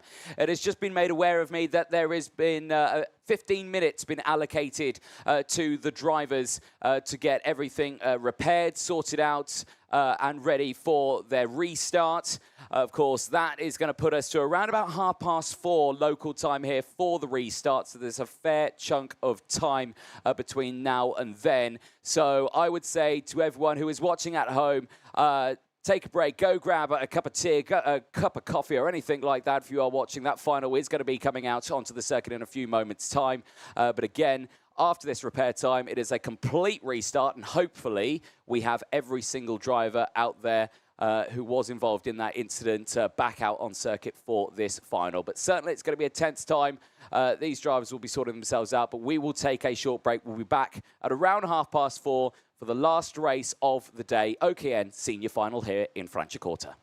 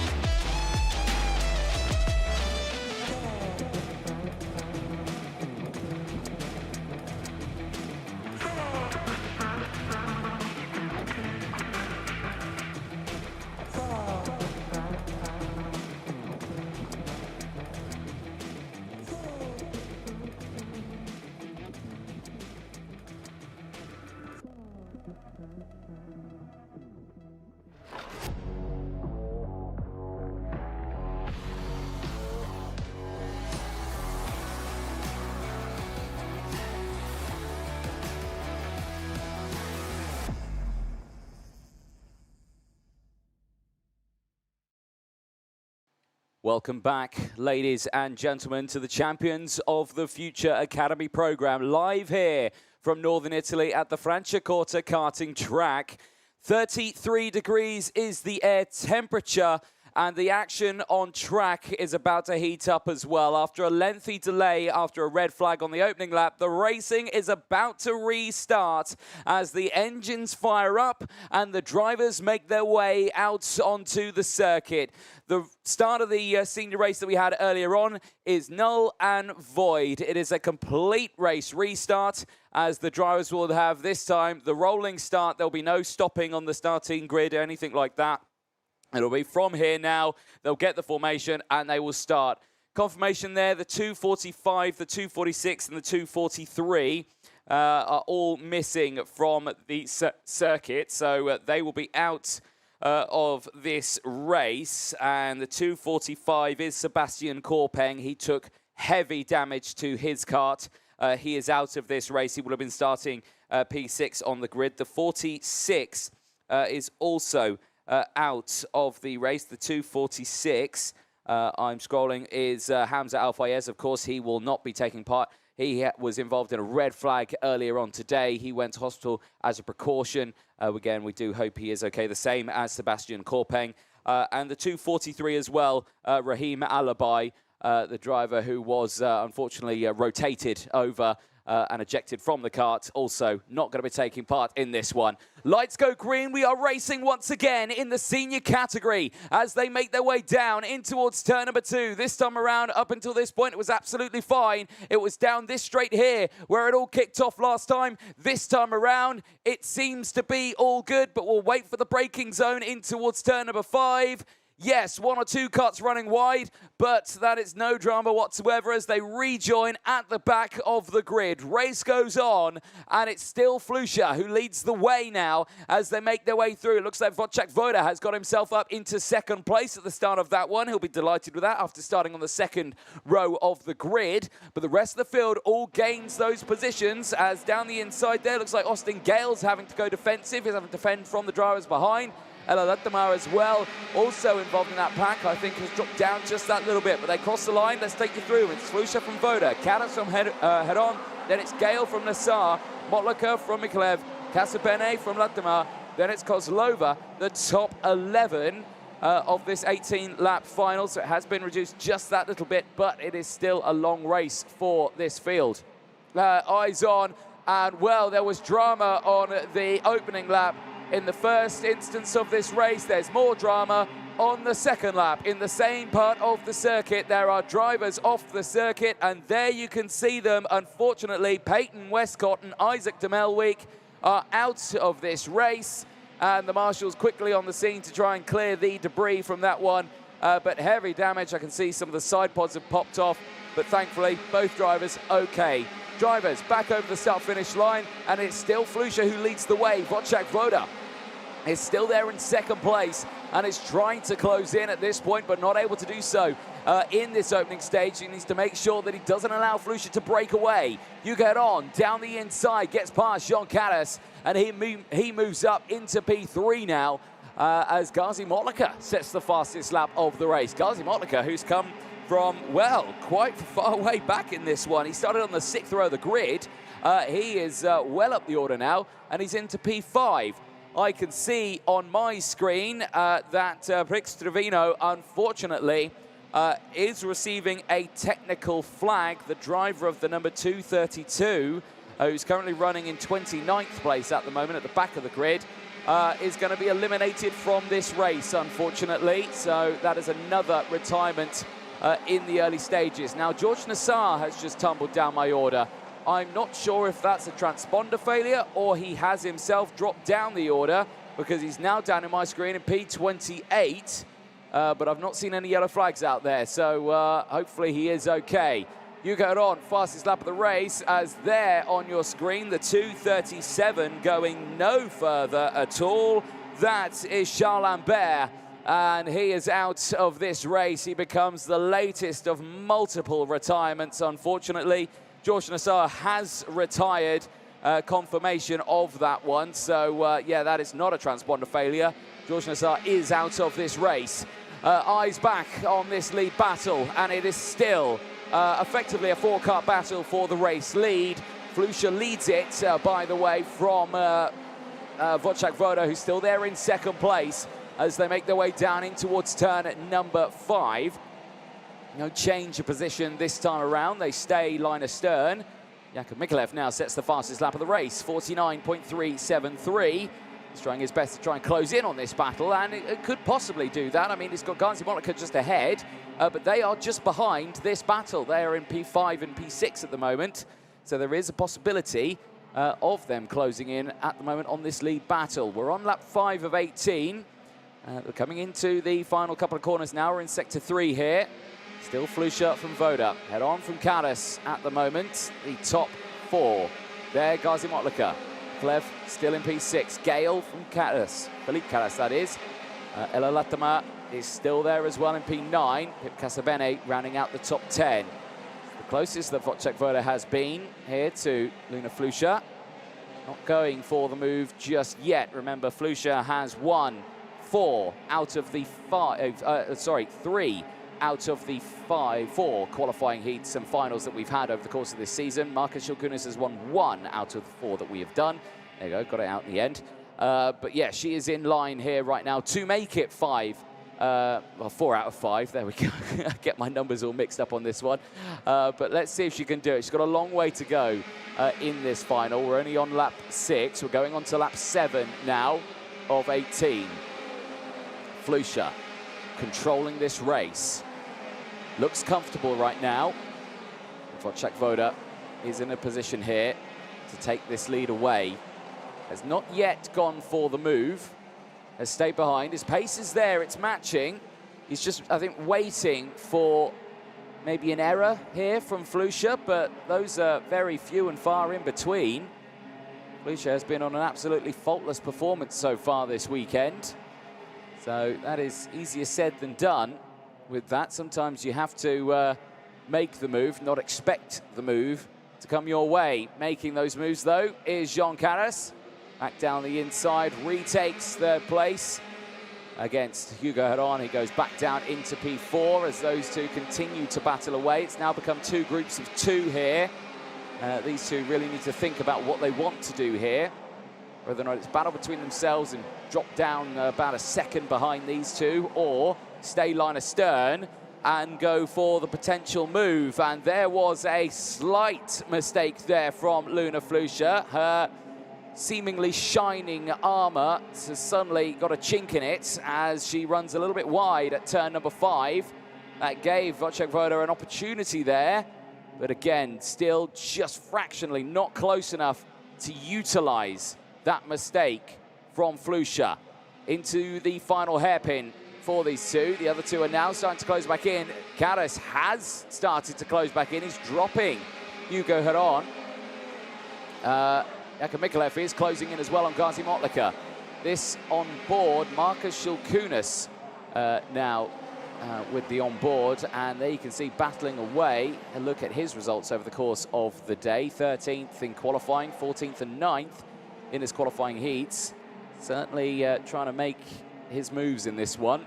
The only other winner of the finals, that was a heavy hit there with Elizaveta Kozlova just ahead. He's trying his level best to try and get past here. As another late lunge here into the final hairpin. Yep, this time plenty of space to get that move done. Say moves back up into P10. Like you say, at the moment does sit in P10. Has not gained or lost any positions right now, as we're back with live pictures here.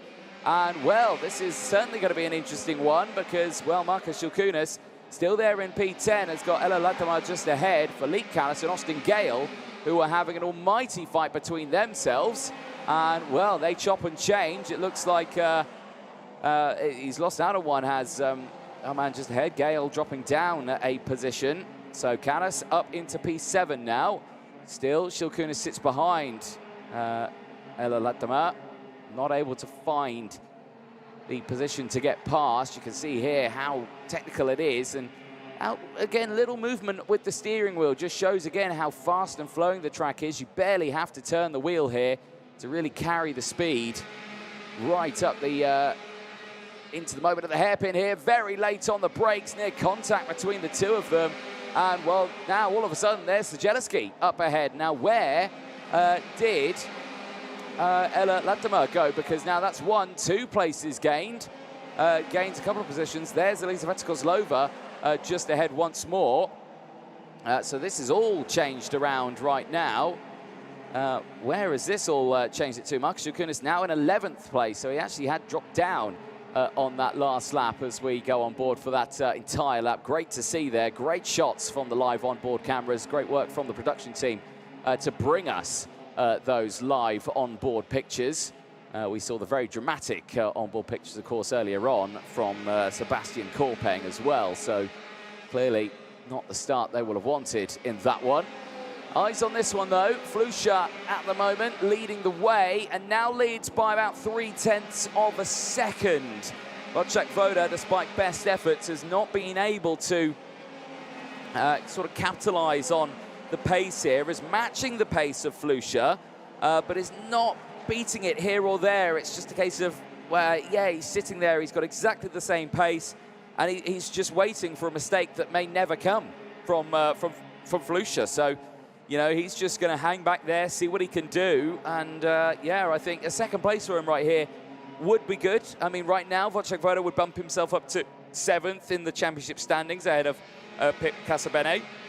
There's a look at his results over the course of today. Best result has been a second place. He'd be matching that now in this final. P5 in qualifying, 2nd in the first heat, 11th in the second. Wojciech Woda is, of course, yet to win a final this season. That has been dominated by Flusha with 3, Shilkunas with the 1. Right now, Flusha is in line to make it a 4th win of the season. And there you can see her championship extends to 348 now.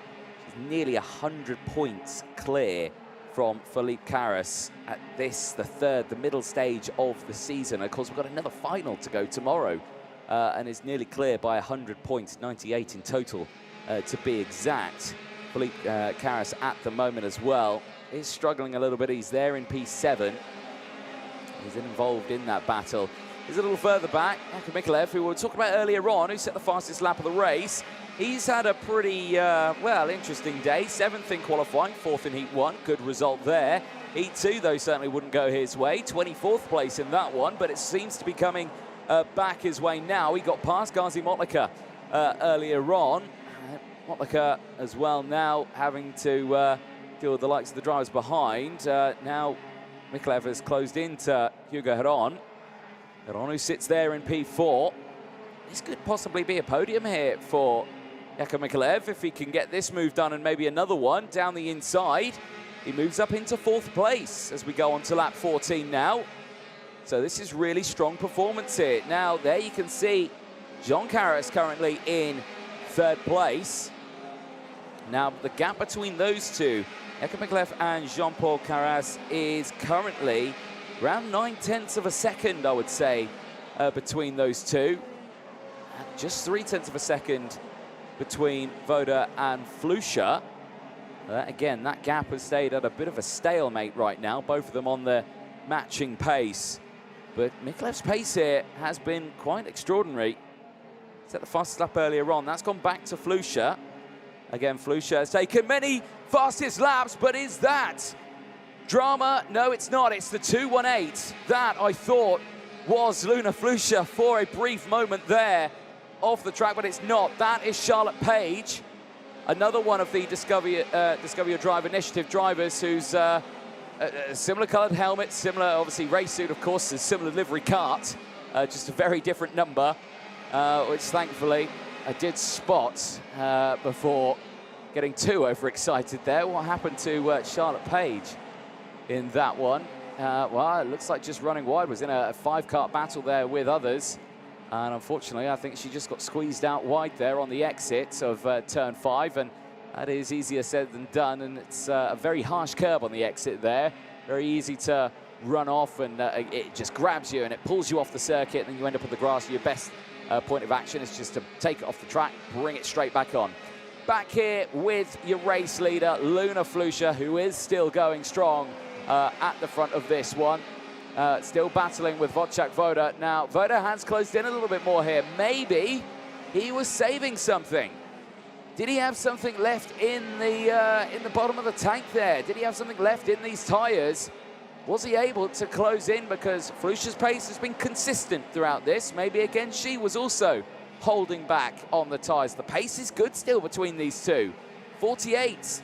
But on that last lap, Franciacorta was the fastest driver on circuit. 48.325. It's nearly a tenth faster than Luna Flusha on that last lap alone. So maybe now he's starting to think, right, I need to pull the pin here. I need to close in. I need to close that gap. The gap is now less than 0.3 of a second. It closed in even more, but we're on the final lap of this race. We saw these two this close around in the heat earlier on today, but nothing came from it. This time around, though, could we see something about it? Voda didn't have enough in the tank to do it earlier on. Has he got enough in the tank to do it here? Could he be the third final winner? Is Flusha going to win her fourth final of the season? For her, she leads this championship by a good chunk of points. She's got a 347 from the 250 from Felipe Caras. A look at her results over the course of this season so far. First in Cremona, first at Valencia. She's first here in Italy as well at Franciacorta. Across the line, it is Luna Flusha as she wins her fourth final of the season here in Italy at the Franciacorta circuit. It is Luna Flusha leading the championship now by nearly 100 championship points. She lost out on a championship point there. The fastest lap point will go to Franciacorta then in second place. That will help him out just that little bit more with one extra championship point. But Luna Flusha, well, she at this moment in time is absolutely unstoppable in Europe. But of course, we head to the Middle East for the next rounds. But all is well in the Flusha camp as they make their way back into Parc Ferme. Well, there you can see the rest of the field just closing in now and making their way back into Parc Ferme. It took us a while to get to the end of this race after, of course, the initial start, the red flag that came out. But Luna Flusha makes it 4.